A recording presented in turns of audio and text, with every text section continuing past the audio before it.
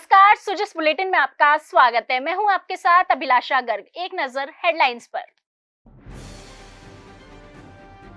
मुख्यमंत्री श्री भजनलाल शर्मा ने भगवान परशुराम की शोभा यात्रा और महाआरती कार्यक्रम में की शिरकत। भगवान परशुराम की आरती कर प्रदेशवासियों की सुख समृद्धि एवं खुशहाली के लिए की कामना। मुख्यमंत्री आयुष्मान आरोग्य योजना की हुई समीक्षा बैठक। चिकित्सा मंत्री ने कहा, नवीन चरण स्वास्थ्य सेवाओं को बनाएगा और उन्नत। दायरा बढ़ने से आमजन को मिलेगा उच्च स्तरीय उपचार। उप मुख्यमंत्री दिया कुमारी ने द ग्रेट इंडियन ट्रैवल बाजार के 14वें संस्करण के अंतर्गत आयोजित मीट इन इंडिया कॉन्क्लेव के उद्घाटन समारोह में की शिरकत। कहा, पर्यटन अनुकूल नीतियों के माध्यम से ग्लोबल टूरिज्म हब बनने की ओर अग्रसर राजस्थान। मुख्यमंत्री श्री भजनलाल शर्मा शनिवार को राजस्थान ब्राह्मण महासभा जयपुर महानगर की ओर से आयोजित भगवान परशुराम की शोभा यात्रा और महाआरती कार्यक्रम में शामिल हुए। श्री शर्मा ने बड़ी चौपड़ पर आयोजित महाआरती में विधिवत रूप से पूजा अर्चना कर भगवान परशुराम जी की आरती की और प्रदेशवासियों की सुख समृद्धि एवं खुशहाली के लिए कामना की। जलेब चौक से प्रारंभ हुई शोभा यात्रा बड़ी चौपड़, जौहरी बाजार, बापू बाजार, चौड़ा रास्ता, छोटी चौपड़ होते हुए चौगान स्टेडियम जाकर संपन्न हुई। शोभा यात्रा में लगभग 50 से अधिक मनमोहक झांकियों के साथ एक जैसी पोशाक पहने बड़ी संख्या में महिलाएं मंगल गान करते हुए शामिल हुई। इस अवसर पर विधायक श्री कालीचरण सर्राफ एवं श्री बालमुकुंद आचार्य सहित ब्राह्मण समाज के गणमान्य लोग तथा बड़ी संख्या में आमजन उपस्थित रहे। मुख्यमंत्री श्री भजनलाल शर्मा ने सोशल मीडिया संदेश पर लिखा, जयपुर की आकांक्षा माथुर दृढ़ संकल्प, अटूट उत्साह और स्पष्ट दृष्टिकोण की प्रतीक है। भारतीय प्रशासनिक सेवा में प्रवेश की उनकी महत्वाकांक्षा को राज्य सरकार के यंग इंडिया प्रोग्राम ने सशक्त आधार प्रदान किया। नए राजस्थान के युवाओं की प्रतिनिधि के तौर पर आकांक्षा अब नीतिगत सुधारों की भाषा को आत्मसात कर रही है और समाज को नवीन दिशा प्रदान करने के लिए तैयार है। मुख्यमंत्री श्री भजनलाल शर्मा ने आज मुख्यमंत्री निवास पर अंतर्राष्ट्रीय कथावाचक भागवत भूषण पूज्य पंडित प्रदीप मिश्रा से स्नेहपूर्ण भेंट कर उनका आशीर्वाद प्राप्त किया।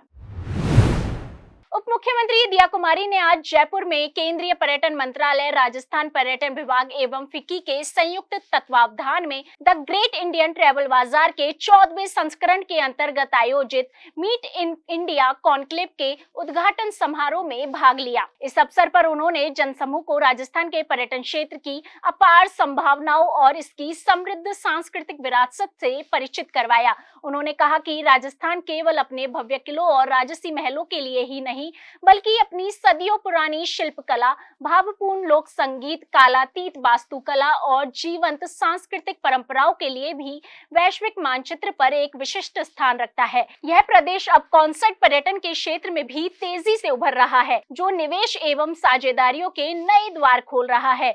आज का राजस्थान एक ओर जहां अपनी परंपराओं को सहेजे हुए है, वहीं दूसरी ओर आधुनिक बुनियादी ढांचे और पर्यटन अनुकूल नीतियों के माध्यम से ग्लोबल टूरिज्म हब बनने की ओर अग्रसर है।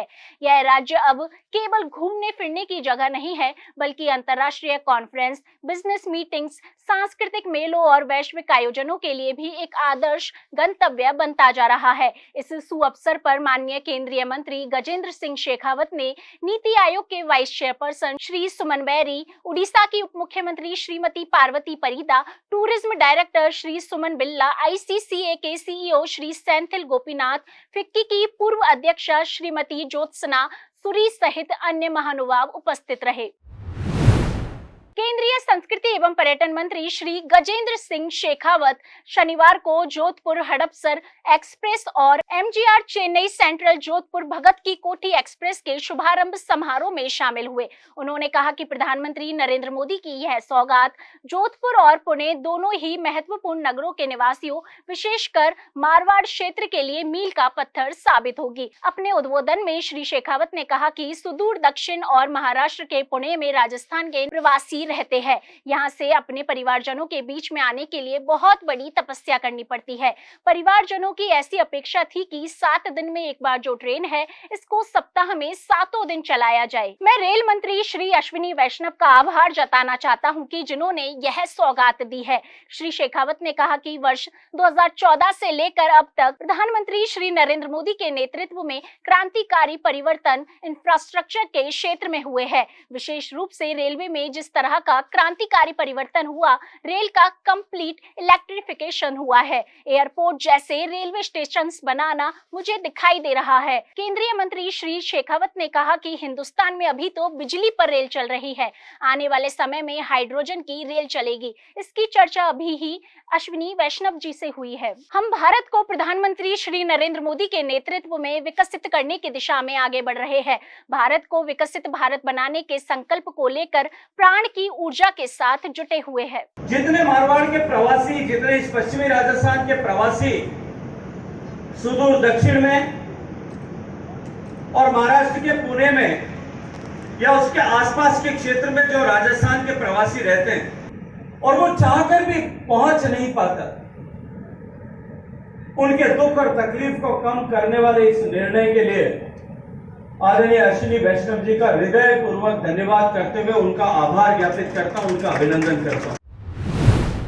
चिकित्सा एवं स्वास्थ्य मंत्री श्री गजेंद्र सिंह खीवसर ने कल स्वास्थ्य भवन में मुख्यमंत्री आयुष्मान आरोग्य योजना के नए चरण के बेहतर एवं सुगम क्रियान्वयन को लेकर आयोजित बैठक को संबोधित किया। इस अवसर पर उन्होंने कहा कि मुख्यमंत्री आयुष्मान आरोग्य योजना का नवीन चरण स्वास्थ्य सेवाओं को और अधिक उन्नत और बेहतर बनाएगा। योजना का दायरा बढ़ने और इंटर स्टेट पोर्टेबिलिटी लागू होने से आमजन को अत्याधुनिक एवं उच्च स्तरीय उपचार मिलेगा। उन्होंने अधिकारियों को निर्देश दिए कि वे राज्य सरकार की इस योजना का बेहतरीन ढंग से संचालन सुनिश्चित करें और रोगियों को निर्बाध रूप से इसका लाभ दिलाए।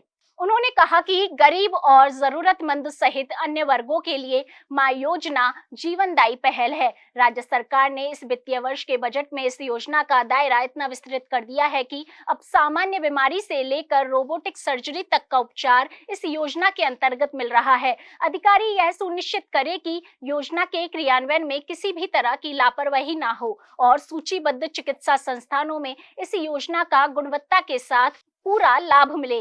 चिकित्सा मंत्री ने कहा कि योजना के तहत क्लेम के त्वरित एवं सरल निपटान की प्रक्रिया अपनाई जाए। चिकित्सा संस्थानों में उपचार की प्रक्रिया को और भी अधिक सुगम बनाया जाए ताकि लोगों को उपचार आसानी से और समय पर मिल सके। उन्होंने कहा कि यह राजस्थान के लिए एक बड़ी उपलब्धि है कि अब अन्य राज्यों के लोग भी यहाँ उपचार के लिए आ रहे हैं। उन्होंने बताया कि इस योजना के माध्यम से आधुनिक स्वास्थ्य सेवाओं और निजी अस्पतालों की उपलब्धता का लाभ आमजन को मिल रहा है। उन्होंने कहा कि विभिन्न हितधारकों के सहयोग से इस योजना की दक्षता में वृद्धि होगी। बैठक में श्री खीवसर ने विभिन्न बीमा सेवा प्रदाताओं से संवाद किया और प्रतिस्पर्धी कंपनियों का गहन विश्लेषण भी किया। उन्होंने कहा कि राजस्थान स्वास्थ्य बीमा की दृष्टि से देश का अव्वल राज्य है।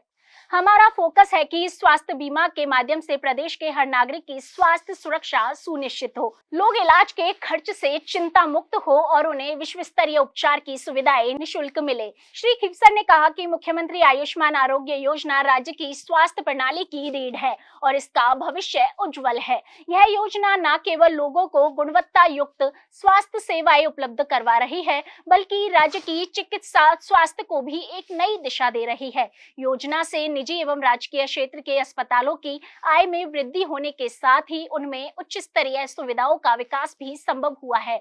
उन्होंने कहा कि योजना से संबद्ध निजी अस्पताल पूरी पारदर्शिता और जीवन रक्षा की भावना के साथ इस योजना का लाभ आमजन को दे। किसी भी स्तर पर कोई भी अनियमितता नहीं हो। अधिकारी यह सुनिश्चित करे कि सभी अस्पतालों को क्लेम का भुगतान समयबद्ध रूप से हो। चिकित्सा एवं स्वास्थ्य विभाग की प्रमुख शासन सचिव श्रीमती गायत्री राठौड़ ने बताया कि प्रदेश भर में योजना का बेहतर क्रियान्वयन सुनिश्चित किया जा रहा है। पैकेज की संख्या बढ़ने, अस्पतालों के एम्प्लॉयमेंट के नियमों को सरल करने तथा इंटर स्टेट पोर्टेबिलिटी जैसे प्रावधान लागू करने से अब योजना का संचालन और बेहतर हुआ है। हमारा प्रयास है कि योजना के संचालन की प्रक्रियाएं अधिक जनोन्मुखी हो ताकि राजधानी से लेकर गांव कस्बों तक इसका ज्यादा से ज्यादा लोगों को लाभ मिले। सुजस बुलेटिन में आज के लिए इतना ही। फिर होगी आपसे मुलाकात, तब तक के लिए नमस्कार।